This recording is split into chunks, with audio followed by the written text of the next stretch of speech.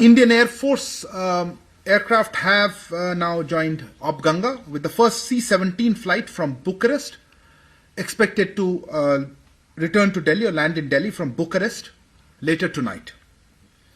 3 more Indian Air Force flights will be undertaken today from Budapest, Bucharest and Rzeszów in Poland.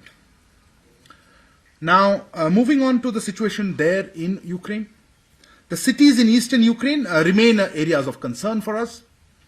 Continuing violence there.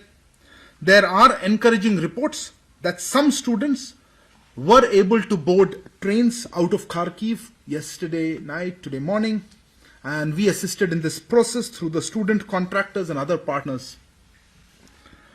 As you know, we have been in communication with the Russian side regarding safe passage of our nationals from Kharkiv and other nearby cities. The advisory that has just been issued by our embassy a little while ago and also by us on the need for our nationals to leave Kharkiv immediately is on the basis of information received from Russia. We would urge all our nationals to leave Kharkiv immediately to the safe zones or further westwards using any means available, including on foot, and keeping safety in mind. Now, moving on to the western side or the western borders of Ukraine, you would have seen the advisory put out today morning by our embassy in Warsaw regarding the movement across the Poland-Ukraine border. Indian nationals were advised to head to the Budomier's border point for a relatively quicker entry into Poland, avoiding the Szeni-Medica border crossing that continues to be congested. I'm happy that that is actually working out quite well and more people are leaving through that. Of course, those who do cross the border on their own can directly proceed to a reception point on the Polish side that was indicated in that advisory.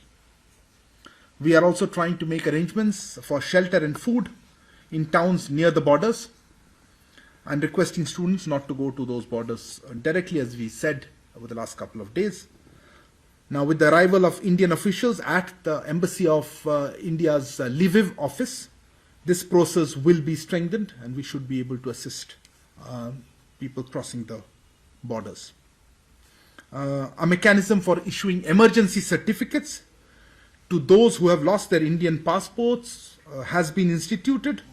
I think this will also help many Indian students. Evacuation through Slovak Republic and Hungary border crossings also is proceeding steadily. But we urge students there also not to reach the border points, for example, at Chop directly to avoid this long waiting times. They are requested to coordinate with our teams and follow the advisories. I'm happy to share that evacuation through Moldova is also picked up, particularly after our team at Chisinau has become operational.